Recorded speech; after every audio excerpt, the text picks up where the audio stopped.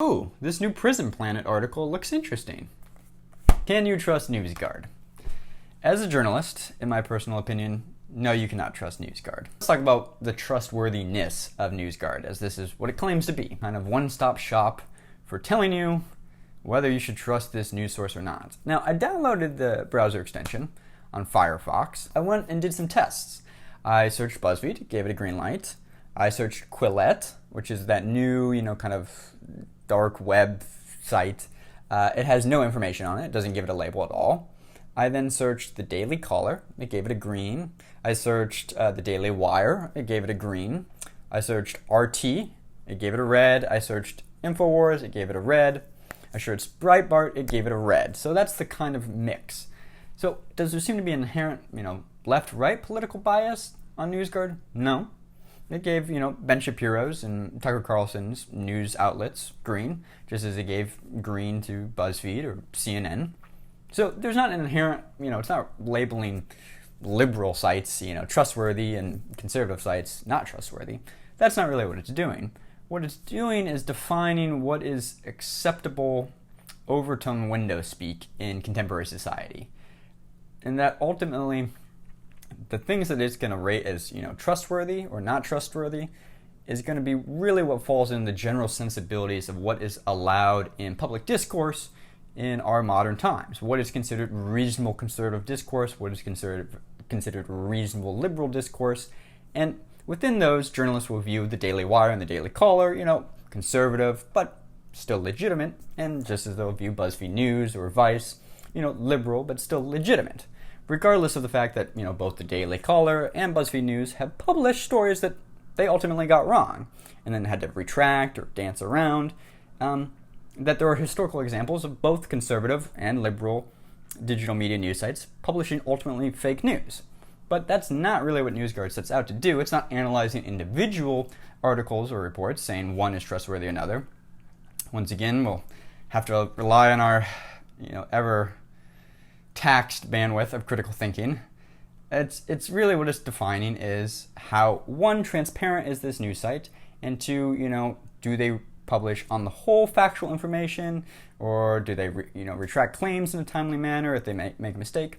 Those are the two things it's judging: transparency and credibility. Now, some sites I've noticed actually can get a red icon saying not trustworthy, even if their credibility is fine on their checklist. NewsGuard's credibility checklist, it succeeds in that, but its transparency checklist, i.e. it doesn't do a good job of separating out editorial content from branded content, or disclosing who their advertisers are or who their investors are, what moneyed interest they may have, it'll still give it an untrustworthy site logo, which at the very least should make anybody who has this application click and actually find out why it's getting a red sign, because it may not actually have to do with the quality of news, but rather just the back end structuring of that news media company. But back to the Overton window. The Overton window is a kind of sociological linguistic concept that says within any given cultural time period, there is a window of acceptable views that we view to mean acceptable on both the left and right, and then outside of that is considered extreme and often nonsensical. So, outside the Overton window would be like a debate on vaccines, which most people could be considered obscene and, ridiculous debate, and anti-vaxxers are full of fake news. But also outside the Overton window would be a debate on climate change, for instance, as the majority opinion would say, the facts are in on climate change. Anybody who says, disputes climate change is a climate denier. So you have both anti-vaxxers and climate change things being on outside the Overton window.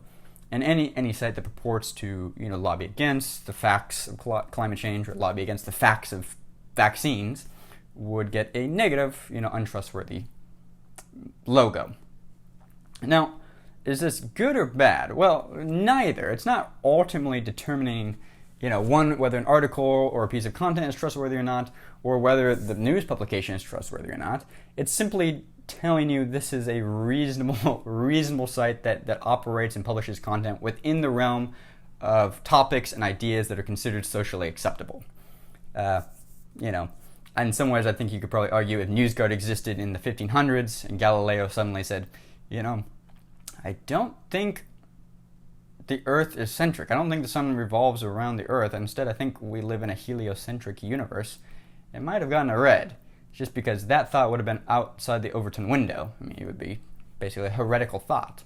And the Overton window aspect of it actually leads, I think, to the real play which NewsGuard is trying to make, and that's be a middleman between advertisers and news media companies, especially in the recent backlash against fake news publishing a lot of Facebook publishing a lot of fake news circulating around Google and Twitter, etc. And I can get into that in tomorrow's video. But as a journalist, my personal opinion is no, you cannot trust NewsGuard with, discarding your brain or critical thinking and just looking at the icon and saying, oh, okay, this is a trustworthy site, or no, this is not a trustworthy site.